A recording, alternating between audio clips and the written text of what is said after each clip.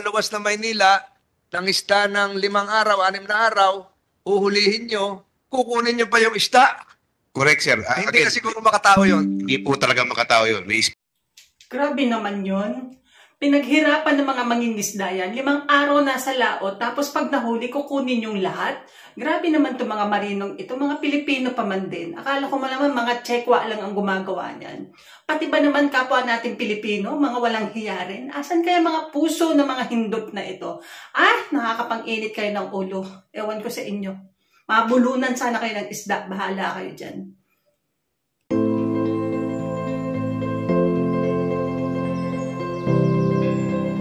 Isang tanong na lang kay Mr. Michael Ang. Pag kayo ay hinuhuli dahil hindi ayos yung inyong certificate, kayo hinuhuli dahil wala kayong certificate galing sa Marina, nahihirapan kayong kumuha ng certificate, totoo ba na kinukumpis ka pa yung isda na nahuli nyo? Meron po kaming nabalitaan po dating bangka. Walang certificate dahil walang nahihirapan mag-register sa Marina, yung nakahuli kayo ng 2 banyera o 3 banyera na isda, i-confiscate pa yun? Opo. Bakit? Yun ang hindi po namin alam. Yan ang penalty dahil wala kayong certificate, hindi kayo rehistrado sa Marina. Opo. Ayan, teka muna Marina, napabalik ako rito. Bakit nahirapan sila magrehistro kasi malayo. Luluwas pa ng Maynila.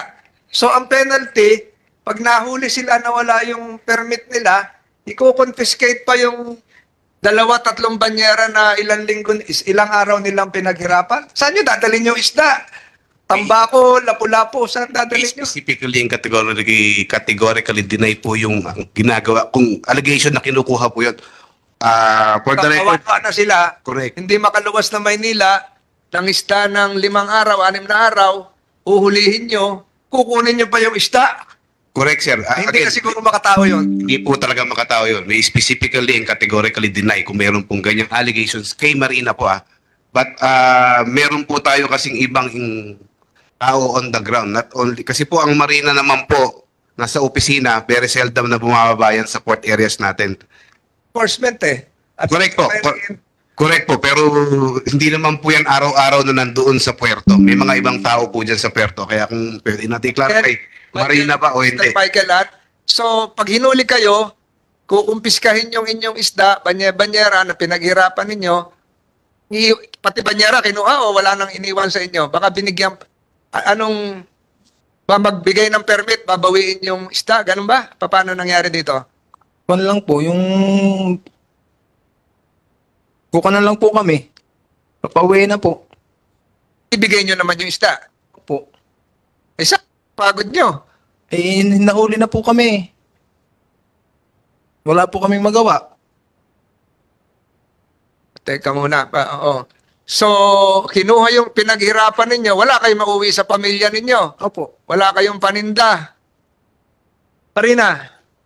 Again, sir, we categorically and specifically deny. And if there are allegations against specific po kay Marina, we will not condone that. We will definitely go against the Marina personnel who are proving those allegations po. So, for the record, sir, very seldom ang Marina po on the ground. Again, meron po tayong mga, I don't want to state names, pero meron po tayo iba kasing regulatory agency na nandoon on the ground. Referring to...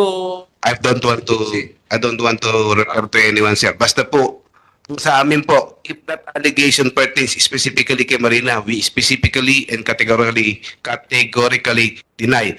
And if there is a specific complaint against any Marina personnel po, kindly refer niyo po sa amin and we will go against them and investigate and impose the necessary penalty if necessary po. Asek, Yano. Thank you, Mr. Chair. There are concerns raised against our attached agencies. These have been duly noted, and we will liaise with the Marina to address these concerns. Thank you, Mr. Chair. Kawawa naman yung mga mangingisda. Sila yung nagpakahirap mangisda. Bagyo, mainit, lahat, kababangga pa. Tapos yung kanilang nahuling isda, kinuha lahat pati banyera. Dahil walang certificate galing sa Marina. Ang hirap naunawaan na ho lahat siguro ng mga nakikinig ngayon, yung inyong mga pinagdaanan. Pagbalik nyo sa Zambales, mangingisda kayo, sigurado wala kayong permit pa. Ito na, mahuli-uli kayo, kukumpiskahin pa yung isda ninyo. Ilang beses naranasan mo yan, Michael? O nung narinig mo na may ganyan? Yung beses pa lang po. Ilang banyera yung kinuha?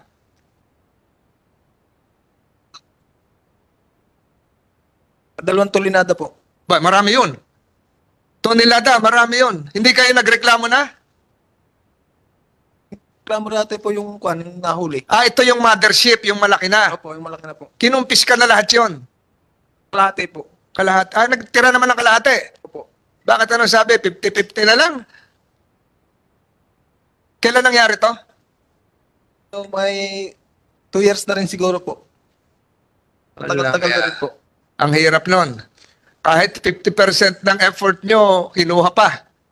So Marina, you should take note of that and siguro address, perhaps the root cause of all of this is the inability and difficulty of securing a certificate because you do not have a field office in Zambales or in Subic or in areas where fishermen thrive.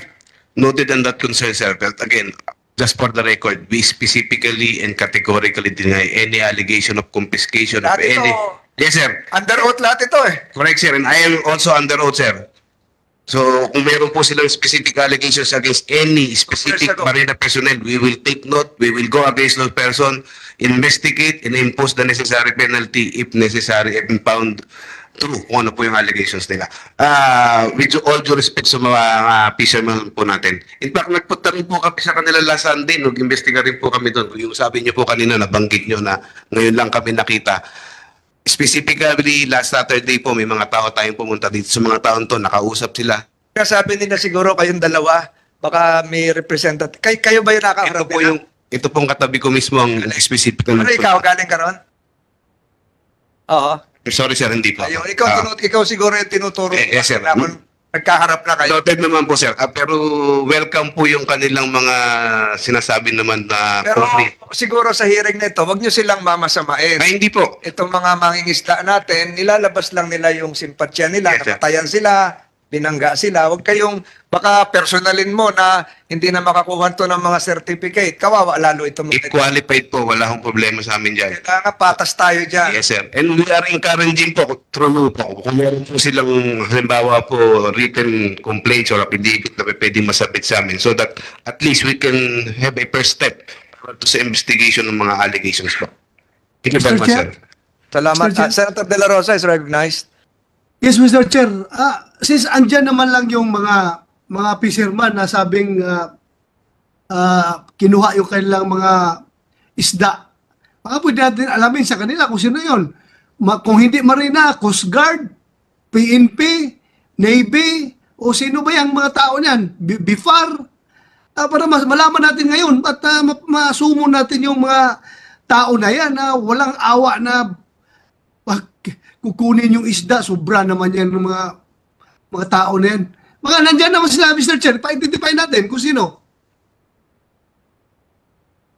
Take note of that, Senator De La Rosa. So, ang gagawin po natin, unless makagawa kayo ng written complaint o yung kakilala mo na may-ari ng vapor na kinunan, paabot nyo sa committee ito, Michael, at sa mga kasama nyo para nang sa ganun, sila naman yung kasuhan natin. Kung sino yung kinutongan kayo ng isda, kinuha na yung pinaghirapan ninyo. Kung makakasubmit kayo ng sulat, liham sa committee ito, mas maganda. Kahit yung mga kakilala mong naapektuhan na Senator De La Rosa, siguro, ganun siguro. Kasi 2 years ago pa eh. 2 years ago pa. Okay. O kung sino, Thank you, kung sino Mr. man yun na kalahating barko na yung vapor, yung kinuhang isda. Ilan tonelada yon? Dalawa po yung huli nila. 2 tonelada. So 50-50 yung 1 tonelada hiningi na. Yung 1 tonelada binigay naman. So padalan mo ng liham ang committee ito para matigil na siguro yung mga ganyang ginagawa. O kung sino yung kakilala mong, kung sino yung kapitan ng barkong yon 2 years ago. Kaya, Michael? Hindi ko po pasasabi, hindi kaya po namin makilala eh. Ayun. Mr. Chairman, ang importanteng na-establish natin ngayong araw, according to our Attorney Manlapas of the Enforcement Group of Marina, hindi po policy yun, okay? Hindi policy yun, hindi. Kung mangyari man yun na, of course, meron naka-violate na regulation ng Marina, pabalik, may huli, may violation pero hindi kasama sa penalty as a matter of policy ang confiscation ng mga nahuli ninyo mga isda. Hindi kasama yun. May penalty siguro sa regulations, iba. Hindi yung confiscation ng goods. At least nalaman natin ngayon yun, na-establish ngayong araw sa kapwa ninyo mga mangingisda, kung matanong kayo, makwento, masabi na ninyo yun. At pwede na kayong pumalag actually. Pag mangyari ulit yun, hindi naman natin ini-encourage na mag-violate tayo ng marina regulations, but just in case mangyari yun, hindi kasama sa penalty yun na ikukonfiska ang mga na pangisda na ninyo. Okay? So, kasama na sa karapatan din yun, kahit nung violator, no, na kulang sa certificate, hindi pwedeng kumpiskahin yung kanyang nahuli na. Okay? So, that's clear. So, sana makalat ninyo sa mga organization ninyo yan na gano'n, na part na po ng karapatan natin yun na may mali na rin ginagawa yung enforcer kung siya umingi man siya kahit na percentage nung nahuli. The mere fact na percentage ang hiningi, medyo dapat nagduda na nga na ano na ito, unauthorized na ito. Hindi na to ordinaryo. So salamat kay Atty. Manlapas for making that clear. And then sinabi din niya na kung sakaling maranasan ninyo ito, bukas ang kanilang opisina na talagang imbestigahan nila kung part ng Marina Group yung mag-abuso ng ganito. Okay? So at least na klaro natin ngayong araw. Yes, ano Attorney? Sir, bigay ko po yung specific address ng opisina mismo ng Enforcement Service. They can look for me. 12th floor lang po yan ng Central Office ng Marina sa Port Area, Manila. Any violation na tulad na sinasabi po nila against any particular Marina personnel, you don't need to give me yung specific na pangalan po nila. I can treat it with confidentiality. At least lang po magkaroon ako ng one step towards kung ano man yung sinasabi nila. Para lang na po, siyempre baka naman. Pero we are not condoning any Marina personnel for doing this such kind of thing, especially against our fishermen, sir. Kung ano man po yung maitutulong namin sa ating mga mangingisda, as much as Marina can do, gagawin po natin. Thank you very much, sir. Nabanggit ni chairman namin, may dala kang mga calling card. So, bigyan na dapat yung calling card nyo, nandun yung pangalan nyo, position, office address ninyo, postal, email, and contact number ng landline man or kung pwede pati cellphone. Para hindi na kailangan sila physically pumunta sa 12th floor nitong building na ito. So, Thank you, sir. Are you ready to give your calling cards mamaya? Sige po, thank you. Salamat at bibigyan niyo na yung calling card sa For the record, sir, wala akong maraming dalang calling card ngayon. Pero po yung akin pong contact number ay ibibigay ko po para po open to everybody. And again, yung pong address po ng Marina Enforcement Service, 12th floor, Marina Central Office, Port Area, Marina. Look for me, nandun po ako, hindi po ako magtatag. Medyo nalalayoon nga siya sa Maynila na pumunta eh. Sir, nagbibigay rin ako ng hotline po. Walang problema. Ibibigay ko po sa kanila. Thank you very much, sir. Salamat. So, to abbreviate this and as agreed upon, we have reserved Laurel Room right across. We are asking DOJ, and of course, with all due respect to the Republic of Marshall Islands, to sit down for 5 to 10 minutes with the victims here to really thresh out on how we can arrive at a settlement that would be within the confines of humanitarian considerations, sinasabi ni Senator Padilla, paano matulungan itong mga mangingisda without, of course, depriving you of your rights under existing laws, international laws of the port state, flag state, to raise your proper defenses and pleadings submitted. But what we are now arriving at is a solution coming from your hearts, the generosity of your souls to really help all of this. So, can the committee secretary assist them to the Laurel Room as we conclude the first part of the today's hearing agenda, and we will now be going to the Archipelagic Sea Lane, which will just be brief because this will be the initial hearing. We thank the... Chairman, Yes. can we just, yung first part, can we just suspend it, no? Because I will like to telegraph my questions nga to the DFA and maybe si Asek Yano, who is an expert sa, no? Would our membership, assuming that we were a member of the 1952 Brussels Convention on penal as well as civil jurisdictions on collisions at sea, would this have helped us given the situation? So, next time yun nasagutin po yan, pakiaral na lang po. Siyempre, factual muna, are we a member or not? Let's say, ang sagot, we are not.